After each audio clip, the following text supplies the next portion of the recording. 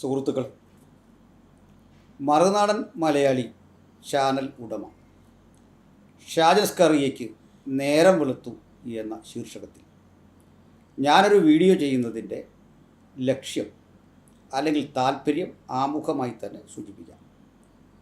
ഏകദേശം ഒരു വർഷം മുമ്പ് എൻ്റെ ഒരു വീഡിയോയെ ആസ്പദമാക്കിക്കൊണ്ട് ശ്രീ ഷാജൻ നടത്തിയ ഒരു പരാമർശത്തിൽ ആനിക്കുടിത്തോട്ടം ഒരു കൃസംഗി തൽപരനായ വ്യക്തിയാണെന്നും എൻ്റെ ചില ആശയങ്ങളോട് അദ്ദേഹം വ്യതിചലിക്കുന്നു അല്ലെങ്കിൽ വിയോജിക്കുന്നു എന്നുമൊക്കെ പ്രസ്താവിച്ചു കണ്ടു.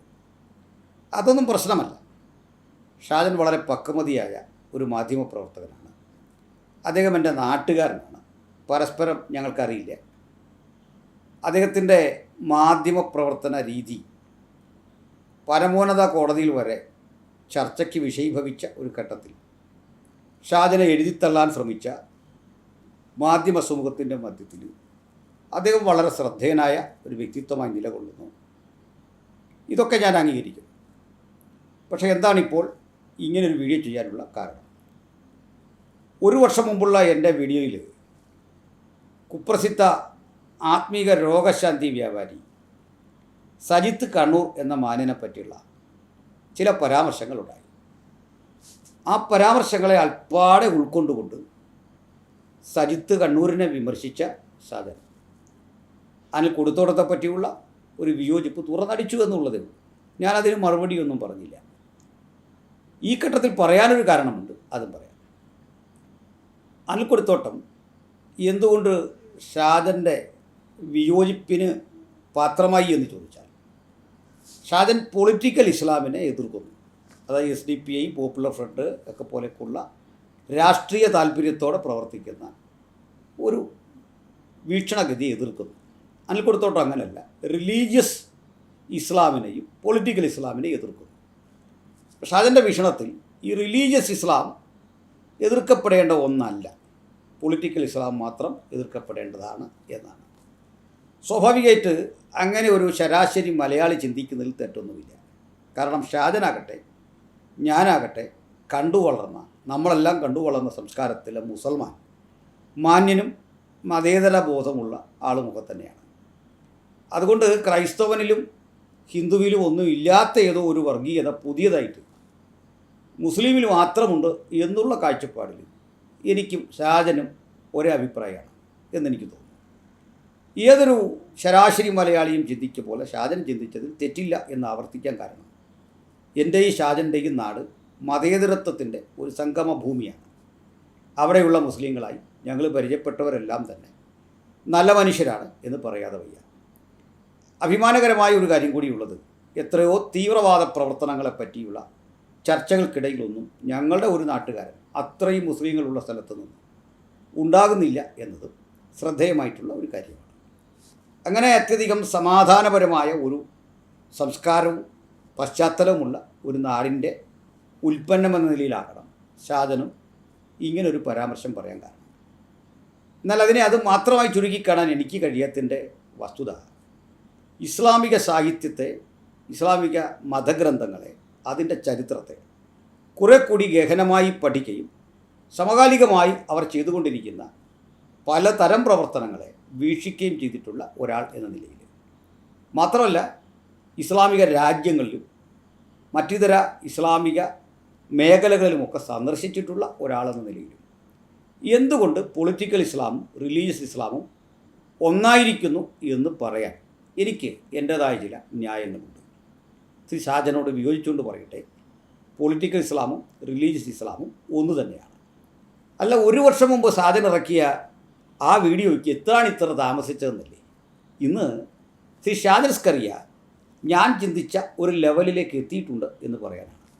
അതൊരു പക്ഷേ അദ്ദേഹത്തിൻ്റെ മതേതര ചിന്തയ്ക്ക് വിപരീതമായുള്ള എൻ്റെ ഒരു വായനയായി വേണമെങ്കിൽ നിങ്ങൾക്ക് ചുരുക്കിക്കാണാം. ഷാജനും വിയോജിക്കാം. എന്താണ് കാരണം? ഷാജൻ ഏറ്റവും ഒടുവിൽ പ്രസിദ്ധം ചെയ്ത ഒരു വീഡിയോയിൽ ശ്രീ ഷാഫി ചാലിയം എന്ന ലീഗ് നേതാവിനെ പറ്റി പറയുകയാണ്. ശ്രീ ഷാഫി, താങ്കൾക്ക് പറ്റിയ പാർട്ടി മുസ്ലിം ലീഗല്ല, അൽ ഖ്വയ്ദയാണ്. എന്താണ് ഷാജനെ ഇങ്ങനെ പറയാൻ പ്രേരിപ്പിച്ച ഘടകം എന്ന് ചോദിച്ചാൽ, ഒരു വർഷം മുമ്പ് ഞാൻ ചിന്തിച്ച ഇടത്തേക്ക് ഷാജൻ ഇപ്പോൾ എത്തിയിട്ടേ ഉള്ളൂ എന്ന് പറയാനാണ്. എന്താണ് അങ്ങനെ പറയാൻ കാരണം? പറയാം. ഈ ഷാഫി ജാലിയം മാത്രമല്ല ശ്രീ ഷാജൻ, മുസ്ലിം ലീഗിൽ കുറേ മിതവാദികളായ മാന്യന്മാരുണ്ട്, എനിക്ക് സംശയമൊന്നുമില്ല. എന്നാൽ ഷാഫി ജാലിയത്തിൻ്റെ നിരയിലേക്ക് നമുക്ക് കൊണ്ടുവരാൻ പറ്റിയ ചില ആളുകളെ കൂടി ഞാൻ പേര് പറയാം. ഒന്ന് ശ്രീ MC മായിൻ ഹാജിയാണ്. മായിൻ ഹാജിയുടെ പേര് പറയുമ്പോഴേ ഷാജന് ചില കാര്യങ്ങളും ചില സ്ഥലങ്ങളും കലാപത്തെക്കുറിച്ചുള്ള ചരിത്രങ്ങളും എന്നെക്കാൾ നന്നായിട്ട് അറിയാം എന്ന് പ്രതീക്ഷിക്കുന്നു. ഇനി ഇതേ പാർട്ടിയിലെ പ്രമുഖരായ അബ്ദുറഹ്മാൻ രണ്ടത്താണിയാണ്. ഇനി മൂന്നാമതൊരാൾ മതമാണ് മതമാണ് മതമാണ് പ്രശ്നം എന്ന് ഉച്ചത്തിൽ ഘോഷിച്ച ശ്രീ KM ഷാജിയാണ്. പച്ചക്കപ്പ്, പച്ചസാരി, ഇങ്ങനെ പച്ചകളിലൂടെ വിവാദം സൃഷ്ടിച്ച നമ്മുടെ മുൻ വിദ്യാഭ്യാസ മന്ത്രി ശ്രീ റബ്ബാണ് അടുത്തയാൾ. ഇങ്ങനെ ചില ആളുകളുടെ മാത്രം പേര് പറഞ്ഞു പോകുകയല്ല. നമുക്കറിയാം അതിൻ്റെ സംഘടനാപരമായ നേതൃത്വം വഹിക്കുന്ന സാദിഖ് അലി തങ്ങളെ പറ്റി അറിയാം.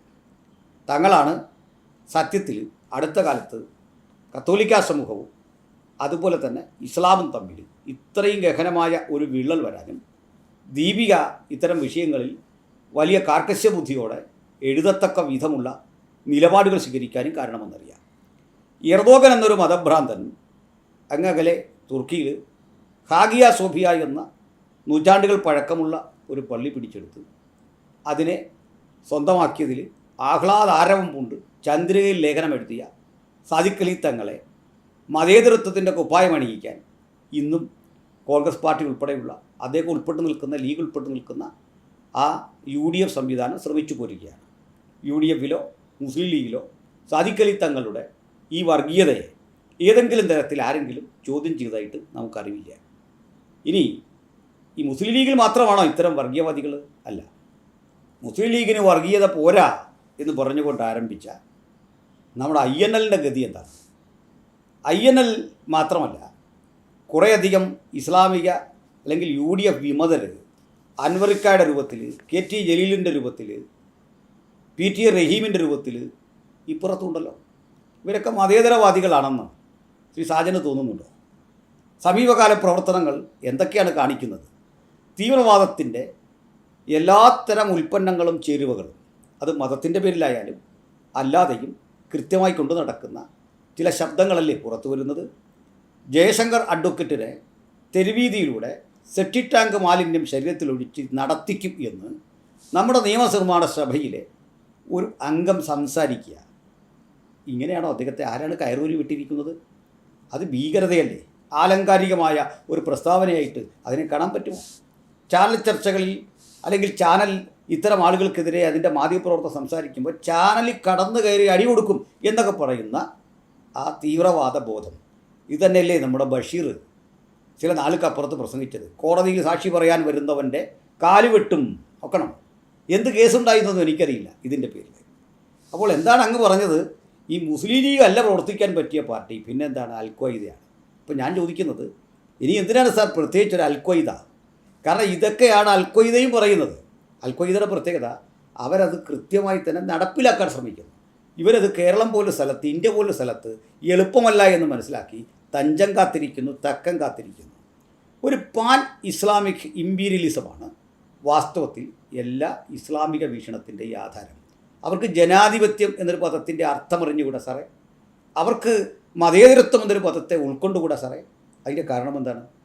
അത് ഖുറാൻ്റെ സംവിധാനം അങ്ങനെയാണ്, ഹദീസുകൾ അങ്ങനെയാണ്. ഹദീസിൽ എവിടെയാണ് ഒരു അമുസ്ലിം രാജ്യത്ത് ജീവിക്കേണ്ട മുസ്ലിമിൻ്റെ രീതികൾ എന്തായിരിക്കണം? ജനാധിപത്യത്തെ ബഹുമാനിക്കണമെന്നാണോ? അങ്ങനെ എവിടെയാണ് കാണുന്നത്? അതെന്താണ് ഇപ്പോഴും പറയാനുള്ള കാരണം? ഒരു മതഗ്രന്ഥത്തിൽ എന്തൊക്കെ എഴുതി എന്നതിൻ്റെ പേരിൽ അൽക്കുടത്തോളം അതിനെ വിമർശിക്കുന്നത് ചുരുക്കി കാണരുത്. മറിച്ച് റിലീജിയസ് ഇസ്ലാമും പൊളിറ്റിക്കൽ ഇസ്ലാമും രണ്ടാണെന്ന് പറയുന്ന താങ്കൾ പറയണം, മതപരമായ ആ നിയമങ്ങളിൽ അല്ലെങ്കിൽ ആ വിശ്വാസ സംഹിതകൾ എഴുതിയിരിക്കുന്ന കാര്യമൊക്കെ കാലഹരണപ്പെട്ടു, അതൊന്നും ഇപ്പോൾ നടപ്പിലാക്കുന്നില്ല എന്ന് പറയണം. അങ്ങനെയല്ലല്ലോ സാർ. നമുക്കിത് കാണാൻ പറ്റുന്നു. വഖഫിൻ്റെ രൂപത്തിൽ അല്ലെങ്കിൽ മറ്റേതെങ്കിലുമൊക്കെ നിലയിൽ നിങ്ങൾ പരിശോധിക്കുക. അവിടെ എവിടെയാണ് സഹിഷ്ണുത? അവിടെ എവിടെയാണ് സാഹോദര്യം? അവിടെ എവിടെയാണ് സമഭാവനയോടെ മനുഷ്യരെ വീക്ഷിക്കാൻ പറയുന്നത്? നമ്മൾ കണ്ടു ഷാഫി ജാലിയത്തിൻ്റെ ഒരു ചർച്ചയ്ക്കുള്ളിൽ അദ്ദേഹം പറയുന്നത്, ഈ ജൂതനെയും ക്രൈസ്തവനെയും കാണുന്നിടത്ത് വെച്ച് വധിക്കുക എന്ന് എഴുതിയത് യുദ്ധരംഗത്തിൽ മാത്രം എഴുതിയ എന്തോ ഒരു കാര്യമാണെന്ന്. അങ്ങനെയല്ലല്ലോ ഖുർആൻ. ഖുർആൻ എന്ന് പറയുന്നത് യുദ്ധരംഗത്തേക്ക് എഴുതിയ അന്നേരം പെട്ടെന്നുണ്ടായി വന്ന സംഗതിയായിട്ടല്ല അവർ പറയുന്നത്. പ്രപഞ്ച സൃഷ്ടിക്കും 50,000 വർഷങ്ങൾക്കപ്പുറത്തെ പ്രപഞ്ചനാഥനെന്ന് അവർ വിശേഷിപ്പിക്കുന്ന അല്ല എഴുതി വെച്ച കിതാബ് ഇങ്ങോട്ട് കിട്ടിയെന്ന് മാത്രമേ ഉള്ളൂ. വേറെത്തിരുന്നൊരു സാധനം ഇവിടേക്ക് കിട്ടി. അതിൽ എന്നെയും ഷാജനെയും കൊല്ലാൻ, അവരുടെ വിശ്വാസ സംഹിതകൾ പേറുന്ന ആളുകളെ ഉപദ്രവിക്കാൻ കൃത്യം എഴുതി വെക്കുകയും അത് ഓരോ രാഷ്ട്രങ്ങളിൽ നടപ്പാക്കി ആ രാജ്യങ്ങളിലെ ആളുകൾ വിധിക്ക് വിധേയരായിപ്പോയി ഒന്നിൽ ഇസ്ലാം മതം സ്വീകരിക്കുന്നില്ല എങ്കിൽ, അതുമല്ലെങ്കിൽ ജസിയ എന്നറിയപ്പെടുന്ന കപ്പം ഇവർക്ക് കൊടുത്തില്ല എങ്കിൽ ആ രാജ്യത്ത് ജീവിക്കാനാവില്ല. ഇതാണ് സ്ഥിതിവിശേഷം. ഇത് മനസ്സിലാക്കാതെ ആരൊക്കെയോ മുഹമ്മദിനെ പുകഴ്ത്തി, ഖുറാനെ പുകഴ്ത്തി എന്ന് പറയുന്ന ഒരു ബോധം. ഇനി അത് മുസ്ലിം ലീഗിൻ്റെ മാത്രം പ്രശ്നമല്ല. ഞാൻ കുറേ പേരുകൾ അങ്ങോട്ട് പറയാം. ബഹുമാനായ ഫസൽ ഗഫൂറിനെ അങ്ങേക്ക് ഓർമ്മ കാണുമല്ലോ. ഇനി നമുക്ക് ഏറ്റവും ഒടുവിൽ ഗണപതി മിത്താണ്, അള്ളാഹു സ്വത്താണ്, മുത്താണ് എന്നൊക്കെ പറഞ്ഞാൽ നമ്മുടെ സ്പീക്കർ ഷംസീറിനെ ഓർമ്മ കാണുമല്ലോ. ഇനിയും എടുക്കുക.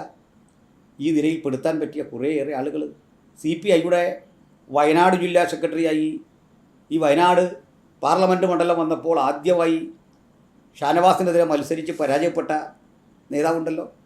അദ്ദേഹം CPI വിട്ട് പോയത് അങ്ങോട്ടാണ്, ഒരു മതേതര പാർട്ടിയിലേക്കാണ്, മുസ്ലിം ലീഗിലേക്കല്ലേ. ഇവർക്ക് എന്ത് ഇടതുപക്ഷ ബോധമാണ്? ഇനി നിങ്ങൾ ഓരോന്നും പരിശോധിക്കുക. ഇത്തരം ആളുകൾക്ക് എങ്ങനെയാണ് കമ്മ്യൂണിസം പഠിച്ച് ഇടതുപക്ഷധാര പഠിച്ചിട്ട് ഒരേ സമയം ഇടതുപക്ഷ ബോധവും പേറി അപ്പുറത്ത് തികഞ്ഞ മതവാദിയായി ചെല്ലാൻ സാധിക്കുന്നത്? അപ്പോൾ ഇതിൻ്റെ എല്ലാ അർത്ഥം ഇത്രയേ ഉള്ളൂ. അടിസ്ഥാനപരമായിട്ട് മുസ്ലിം ലീഗും INLും PDPയും SDPIയും പോപ്പുലർ ഫ്രണ്ടും അൽ-ഖ്വായിദയും ജയ്ഷെ മുഹമ്മദും ISISും ലഷ്കർ-ഇ-തോയ്ബയും താലിബാനും ഹമാസും ഹിസ്ബുള്ളയും എല്ലാം ഒന്നാണ്. ഇവരുടെ പൂർവികൻ്റെ പേര് ഖവാരിജികൾ എന്നാണ്. പൂർവികൻ എന്ന പദം ഉപയോഗിച്ചത് രൂപപ്പെട്ടു വന്ന അതിൻ്റെ ആദിമ രൂപത്തിൻ്റെ പേര് ഖവാരിജികൾ എന്നാണ്. ഖവാരിജികൾക്ക് എങ്ങനെയാണ് ഇങ്ങനെ പ്രചോദനം കിട്ടിയത്? അത് മുഹമ്മദിൽ നിന്നാണ്, ഖുറാനിൽ നിന്നാണ്.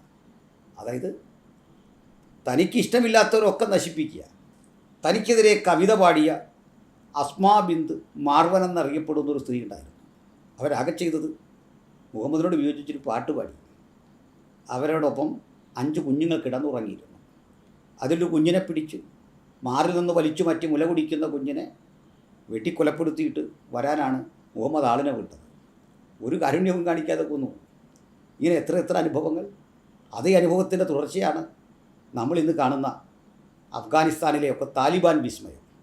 ആ താലിബാൻ രൂപപ്പെട്ടപ്പോൾ വിസ്മയം കൊണ്ട് വെണ്ടയ്ക്ക അക്ഷരത്തിൽ ഇവിടെ ലേഖനം ചമച്ച, അതുപോലെ തന്നെ അവരുടേതായ ചാനലുണ്ടല്ലോ, മീഡിയ വൺ, നിഷാദ് റാവുത്തരും, അതുപോലെ അതിലെ അജിംസും ദാവൂദും, ഇനി അവരെയൊക്കെ നമുക്ക് വേണമെങ്കിൽ മൗദൂദിയുടെ സ്വന്തം ആളുകളായി കണ്ട് മാറ്റി നിർത്താം.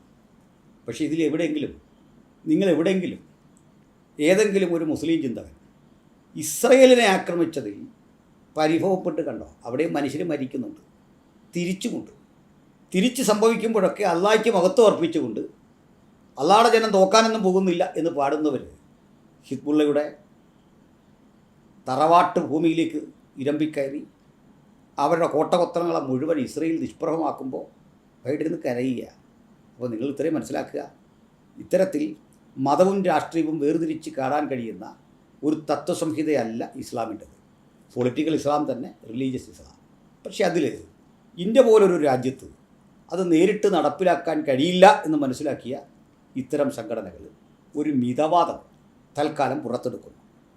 ഉള്ളിൽ ഇത്തരത്തിൽ അന്യമത വിദ്വേഷത്തിൻ്റെയും മതേതര വിരുദ്ധതയുടെയും മുഖം പേറിക്കൊണ്ട് ഒരു പാൻ ഇസ്ലാമിക് ഇമ്പീരിയലിസം ലോകത്ത് എസ്റ്റാബ്ലിഷ് ചെയ്യണം എന്ന ചിന്തയോടെ അതിന് പറ്റിയ ഒരു കളം രൂപപ്പെട്ടു വരുമ്പോൾ അതിൻ്റെ പിന്നിൽ അണിനിരക്കണം എന്നൊക്കെ പറഞ്ഞ് നിൽക്കുന്ന ഒരു ബോധത്തിനപ്പുറത്തേക്കൊന്നും ഇത് പോയിട്ടില്ല. അതുകൊണ്ട് 1 വർഷത്തിന് ശേഷം ഞങ്ങൾ പണ്ട് പറഞ്ഞ ചിന്തയിലേക്ക് ഷാജന് ഒന്ന് കാണാനും വിചിന്തനം ചെയ്യാനും സാധിച്ച സമകാലിക സംഭവങ്ങൾ ഞങ്ങൾക്ക് പ്രചോദനം തരുന്നു. വേറൊന്നുകൊണ്ടുമല്ല, ഇവിടെ ഞങ്ങളാരും മുസ്ലിം വിരുദ്ധരല്ല, ക്രിസംഗികളുമല്ല. അങ്ങനെ ചാപ്പ് കുത്തിയാൽ വിരോധവുമില്ല. ഞങ്ങളുടെ നിലപാട് കൊണ്ട് ഒരിക്കലും സംഘപരിവാർ പക്ഷത്തിന് ഗുണമുണ്ടാകരുത് എന്ന് തന്നെ ആഗ്രഹിച്ചിട്ടുണ്ട്. മറുവശത്ത് ഇടതു വലതു മുന്നണികൾ കൃത്യമായി പ്രീണിപ്പിച്ചുകൊണ്ട് ഇവിടെ നടപ്പിലാക്കിയ ഇത്തരം ജിഹാദിത്തരങ്ങൾ അവലും മലരും കരുതി വെച്ചുകൊള്ളുക, കുന്തിരിക്കം കരുതി വെച്ചുകൊള്ളുക, ഇത്തരം മുദ്രാവാക്യങ്ങളിലൂടെ പിഞ്ചു മനസ്സുകളിലേക്ക് പോലും വർഗീയതയുടെ അല്ലെങ്കിൽ അന്യവിശ്വാസ ഉന്മൂലനത്തിൻ്റെ വിഷാംശങ്ങളെ കുത്തിവെക്കുന്ന ഏറ്റവും കടുത്ത മത തീവ്രവാദത്തിൻ്റെ പേരാണ് ഇസ്ലാം. അതിനപ്പുറത്തേക്ക് ഡെക്കറേഷനൊന്നും തരാൻ എനിക്ക് കഴിയുന്നില്ല. അതുകൊണ്ട് ഷാഫി ജാലിയമെന്നല്ല, നമ്മുടെ സമൂഹത്തിൽ ഇങ്ങനെ പ്രവർത്തിക്കുന്ന രാഷ്ട്രീയ ബോധമുള്ള രാഷ്ട്രീയ തൽപരരായ ഒപ്പം മതത്തെയും കൊണ്ട് നടക്കുന്ന ഈ ആളുകളിലെല്ലാം നമ്മൾ കാണുന്നത് ഇത്തരത്തിലെ വർഗീയതയാണ്. ഇനി ഒരു അലങ്കാരത്തിനോ ഒരു സന്തുലിതമായ ചിന്തയ്ക്കോ വേണ്ടി വർഗീയതയില്ലാത്ത കുറേ പേരെ തപ്പിപ്പിടിക്കണം എന്ന് ശ്രമിച്ച് നിങ്ങൾ CPM CPIയിലോ ഒന്ന് ചെന്ന് നോക്കൂ ഷാജൻ, മനസ്സിലാകും കാര്യം. പിന്നെ ഒരു അലങ്കാരത്തിന് നമുക്ക് പറയാം, കുഴപ്പമില്ല. പക്ഷെ ഒന്ന് മനസ്സിലാക്കുക, ഏതെങ്കിലും തരത്തിൽ അത്തരം വർഗീയത ഒരാൾക്കില്ല അല്ലെങ്കിൽ മതേതരബോധമുണ്ടോ എന്ന് തോന്നിയാൽ അയാൾക്ക് മതം അറിയില്ലായിരിക്കാം. അതാണ് കാരണം. ഗൗരവത്തിൽ മതം പഠിച്ചിട്ടുണ്ടെങ്കിൽ, മദ്രസയിൽ പോയിട്ടുണ്ടെങ്കിൽ, മദ്രസാഭ്യസനമുണ്ടെങ്കിൽ ഒരു കാര്യം ഉറപ്പാണ്, അത് മതതീവ്രവാദത്തിൻ്റെയും മതരാഷ്ട്രീയത്തിൻ്റെയും സമ്മിശ്രമായ ഒരു ഉൽപ്പന്നത്തെ കൃത്യമായി അവർ ജീവിതത്തിൽ ആവാഹിച്ചു കഴിഞ്ഞു. അതിൻ്റെ പ്രതിഫലനം വൈകിയേ നമുക്ക് ബോധ്യം വരും. ആ തിരിച്ചറിവിലേക്ക് സമൂഹത്തെ ഒന്നിച്ചു കൊണ്ട് നടക്കാനും ഈ അപകടത്തെ ഒന്ന് ബോധ്യപ്പെടുത്താനും ഞങ്ങൾ ശ്രമിക്കുമ്പോൾ ഞങ്ങളെപ്പോലുള്ള ആളുകളെ, ഷാജനെപ്പോലുള്ള ആളുകൾ കാണുന്നത് കൃസംഗികളായിട്ടാണ് എന്നുള്ളത് ഞങ്ങളുടെ കാഴ്ചപ്പാടുകളെ ചുരുക്കിക്കാണുന്നതിന് തുല്യമാണ്. കൂടുതൽ ചിന്തിക്കുക, പ്രവർത്തിക്കുക. ഷാജൻ മാത്രമല്ല, ഈ വീഡിയോ കാണുന്ന ഏവരും മതവിശ്വാസമോ ആധ്യാത്മികതയോ ഒരാളെ കൂടുതൽ സ്വഭാവശുദ്ധി നൽകുന്ന ഒന്നാണെങ്കിൽ അത് ഏത് മതവുമായിക്കൊള്ളട്ടെ, അത് നല്ലതാണ്. പക്ഷേ അത് അന്യവിശ്വാസത്തിൻ്റെ ഉന്മൂലനത്തിനും അപഹരണത്തിനുമാണ് കാരണമാകുന്നതെങ്കിൽ അത് പുനഃപരിശോധിക്കേണ്ടതുണ്ട് എന്ന് മാത്രം ബോധ്യപ്പെടുത്തി ഞാൻ നിർത്തുന്നു. നന്ദി.